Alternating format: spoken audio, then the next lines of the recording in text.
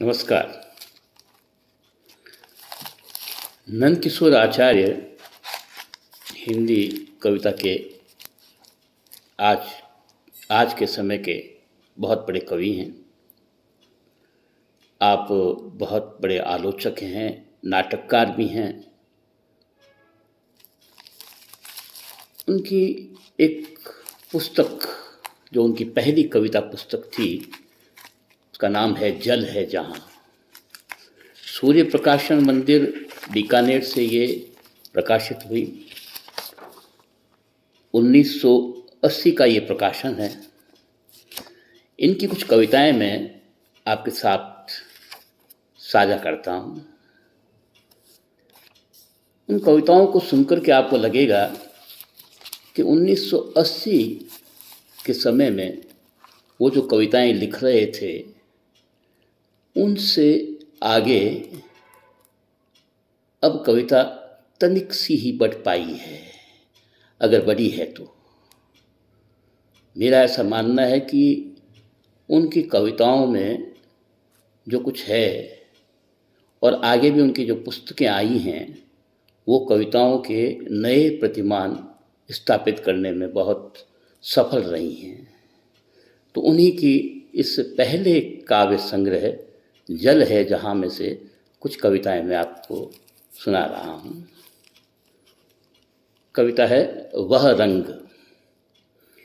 हर रंग में छुपा होता है और कोई रंग।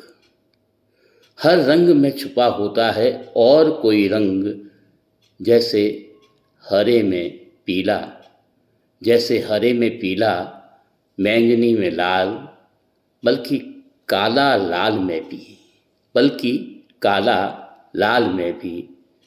पर एक रंग है वह, पर एक रंग है वह, जो हर उस रंग में छुपा है, जो फूटा है सभी को चौंधियाता हुआ। पर एक रंग है वह, जो हर उस रंग में छुपा है, जो फूटा है सभी को चौंधियाता हुआ। जबकि अंधे तो वे ही बजेंगे, जबकि अंधे तो वे ही बजेंगे जो नहीं देख पाए ऐसे रंगों का भी फूटना। अंधकार भी तो रंग है, अंधकार भी तो रंग ही है, निरालोक निरंद्र रंग। क्या अब भी तुम्हारी समझ में आना बाकी है कि वह रंग खाकी है। वापस सुनिएगा। हर रंग में छुपा होता है और कोई रंग, जैसे हरे में पीला, बैंगनी में लाल, बल्कि काला लाल में भी।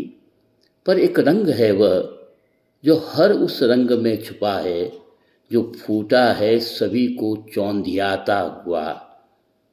जबकि अंधे तो वे ही बजेंगे जो नहीं देख पाए ऐसे रंगों का भी फूटना।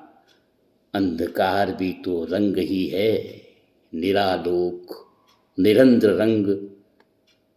क्या अब भी तुम्हारी समझ में आना बाकी है कि वह रंग खाकी है।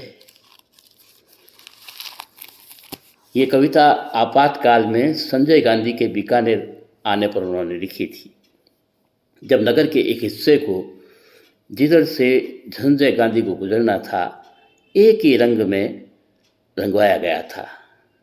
और यह नया प्रतीक मैगजीन में दिसंबर 76 में प्रकाशित हुई थी। अब आप समझिए इस कविता को और अच्छी तरह से। दूसरी कविता सुनिएगा, थर थराता जल। बहती हवा चैती नीम गंध भीनी, बहती हवा चैती नीम गंध भीनी। ओढ़ कर सोई तलैया चांदनी झीनी, उचट कर जाग जाती है। बहती हवा चैती नीम गंध भीनी, ओढ़ कर सोई तलैया चांदनी झीनी, उचट कर जाग जाती है। वह बुझा कर प्यास गाजता है, किनारे पर पसर जाता है अचंचल, फड़फड़ाते पेड़, दुबकी चांदनी, थरथराता जल। इस कविता का शीर्षक भी थरथराता जल ही है। वापस सुनिएगा तो बहती हवा चैती और नीम गंध भीनी, बहती हवा चैती नीम गंध भीनी, ओढ़ कर सोई तलैया चांदनी झीनी, उचट कर जाग जाती है, वह बुझा कर प्यास गाजता है, किनारे पर पसर जाता है अचंचल, फड़फड़ाते पेड़, दुबकी चांदनी, थरथराता जल। ये कविताएं आपको अपने मौन में सुननी है। एक मौन वह है जो कवि रच रहा है, एक मौन जो आप में है, उस मौन से आप इन्हें सुनिए तो ये आपको और ही अधिक संप्रेषित होंगी। एक कविता और सुनिएगा।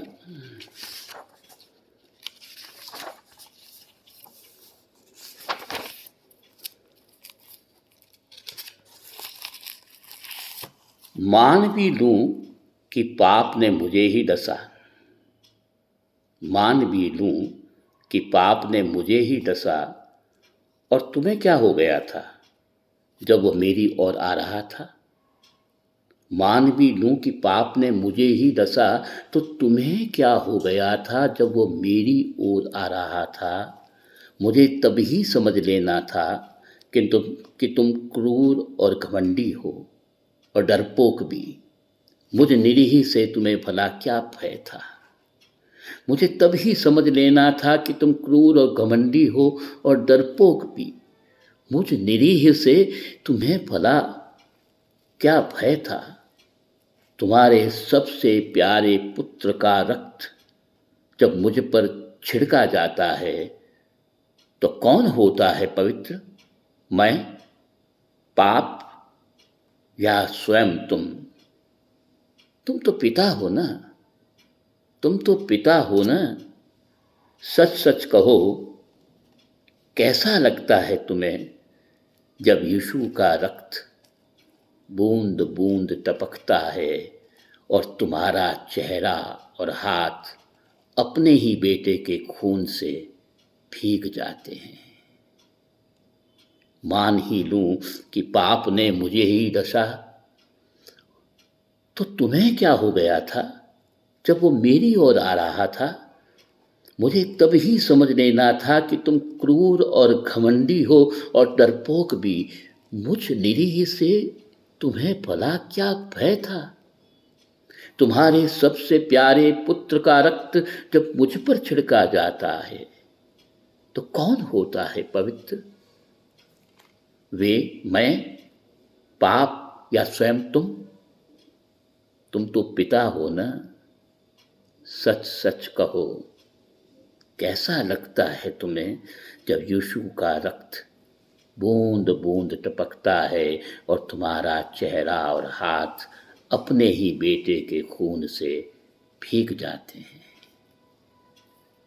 अगली बार फिर नंद किशोर आचार्य की ही कविताओं के बारे में बात करने आपके सामने प्रस्तुत होते हैं। नमस्कार।